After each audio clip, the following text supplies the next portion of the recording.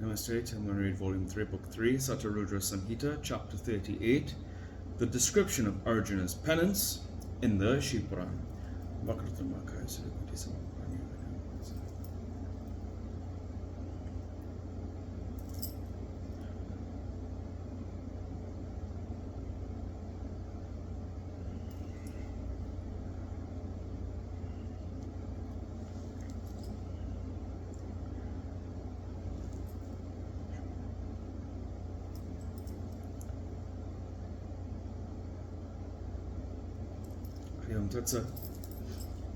Nandishvara said, Arjuna then appeared very brilliant and lustrous, assuming an equal splendor by means of Shiva mantra. On seeing Arjuna, the Pandavas were convinced, surely success will be ours since Arjuna has achieved an extensive splendor. The task can be achieved only by you and not by anyone else. It appears so through the words of Vyasa, make your life fruitful. After saying this, all of them, dejected by the impending separation, reluctantly bade farewell to Arjuna. The grief-stricken, chaste Draupadi, controlling her tears, bade farewell to Arjuna and said, Draupadi said, O king, you shall strenuously act according to the instructions of Vyasa.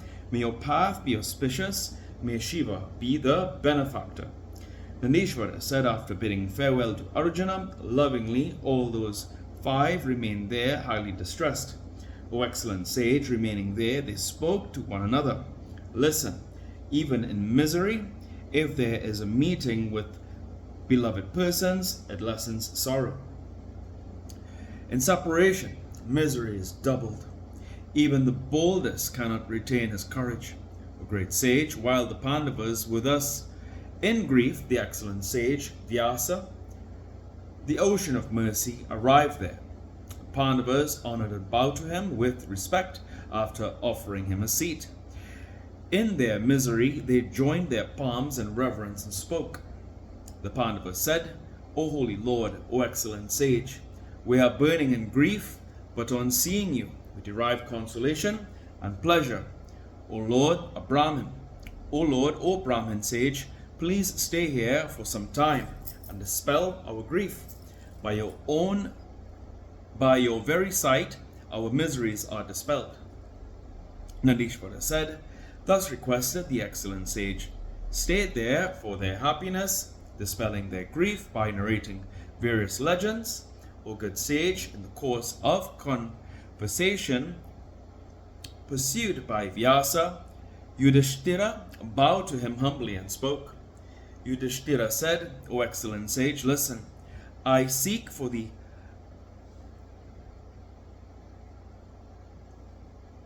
alleviation of our grief. O intelligent one, I am putting this humble question. O Lord, you shall kindly explain. Has anyone formerly suffered this sort of grief? Verily, we alone have had it, none else. Vyasa said, formerly Nala, the king of Nisada, the noble soul, had experienced a misery more than yours. A great calamity and distress befell King Harishchandra. It cannot be adequately described. It makes others too distressed. O Pandavas, even Rama had to suffer that misery, on hearing which men and women would be greatly affected.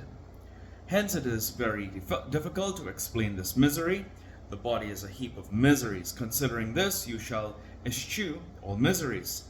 By this misery alone is the body held and pervaded. There is no doubt in this. At the outset, the very birth in the mother's womb is a cause of misery. Even in infancy and childhood, there is great misery in child's sports. In youth, man experiences misery even while enjoying pleasures. When days come and go, when burdens of task are borne in plenty, the life nears its end every day. But man does not realize it. In the end, there is death. There is greater misery thereafter. There are different sorts of hellish trouble. All these are experienced by ignorant men. Hence this world is untrue. You shall follow truth always. Man shall do such things as will satisfy Shiva. Nandishvara said, thus the brothers spent their time by various talks, discussions, and schemes of all sorts. Arjuna went over impassable mountains for the practice of his steady rites. He met a yaksha on the way, and through him he slew many robbers. He was delighted in his mind and reached the excellent mountain. Near Ganga, he saw a beautiful spot with Ashoka groves. It was excellent, like the heaven. He halted there, took his bath, and bowed to his venerable preceptor. He assumed dress and features according to his instructions. He curbed his sense organs and the mind and stood steady. He made a clay idol of Shiva, even and beautiful. In front of it, he stood in meditation on the excellent heap of splendor. He took baths thrice a day. He performed various sorts of worship. He performed the upasti form of worship of Shiva again and again. Indra's spies saw the splendor column coming out of his head. They were frightened by it. They thought within themselves, when did he come in?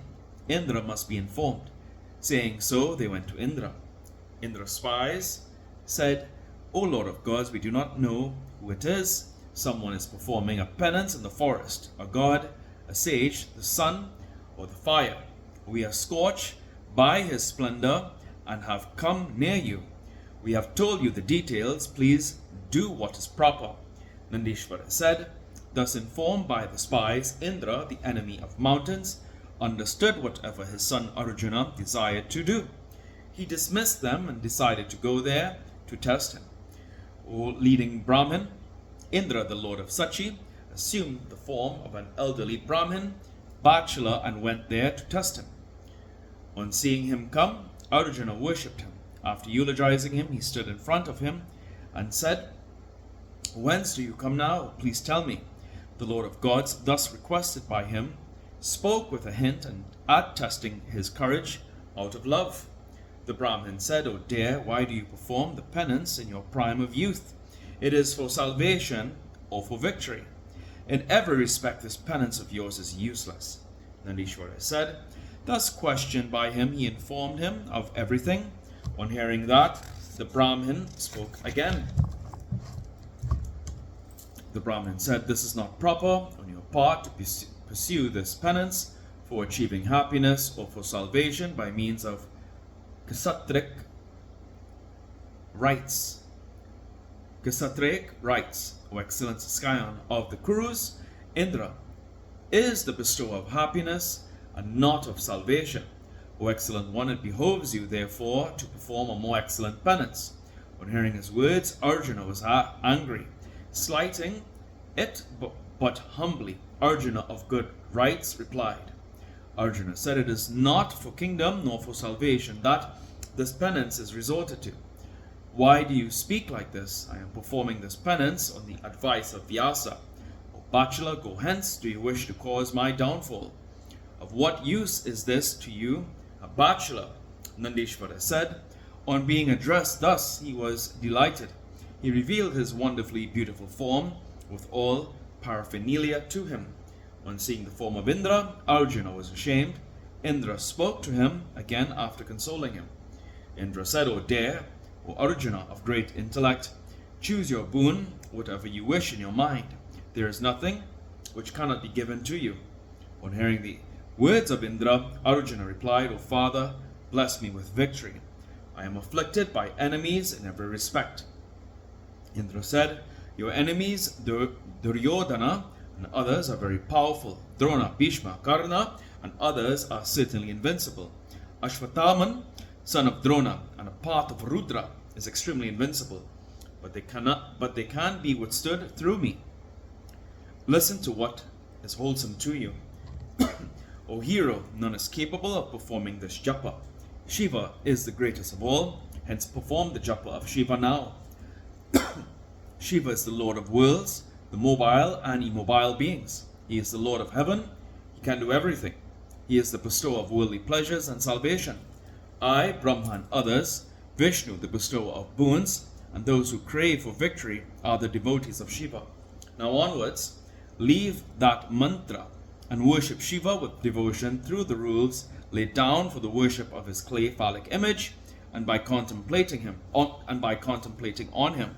O Bharata, by your devotional feelings and modes of service you worship Shiva, your achievement will be unshakable. No doubt need be entertained in this respect. Nandishvara said. After saying this, he called out his spies and said, all of you shall be cautious and attentive in protecting him always. Thus alerting his spies for the protection to be accorded to Arjuna, Indra spoke again to Arjuna with his heart full of fondness and affection. Indra said, O gentle one, O terrifier of enemies, you shall not commit blunders in the administration of your kingdom. This mantra will be conducive to your glory. Always courage shall be maintained by an aspirant. Shiva the protector will give you riches and the fruits of your desire. This is undoubtedly true. Nandishvara said. After giving the boon to Arjuna, the Lord of Gods remembered the lotus-like feet of Shiva and went to his abode. The heroic Arjuna, bowing to the Lord of Gods, performed the penance and controlled mind with Shiva as his goal. Footnotes.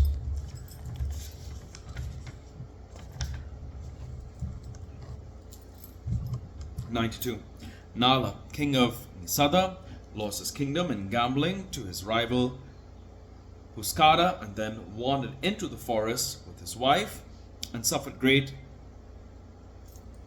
privations. See Mahabharata Vana Parva.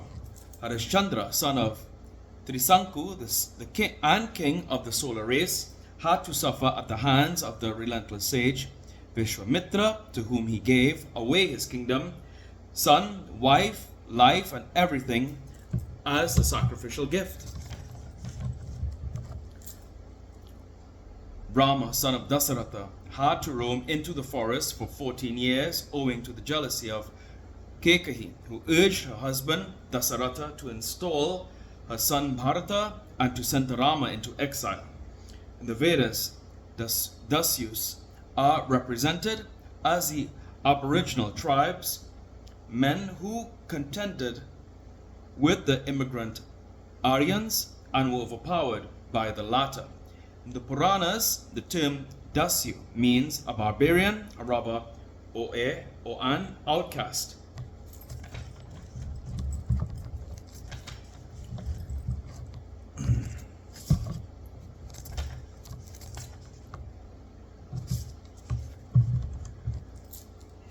Here ends today's reading of the Shiva Puran.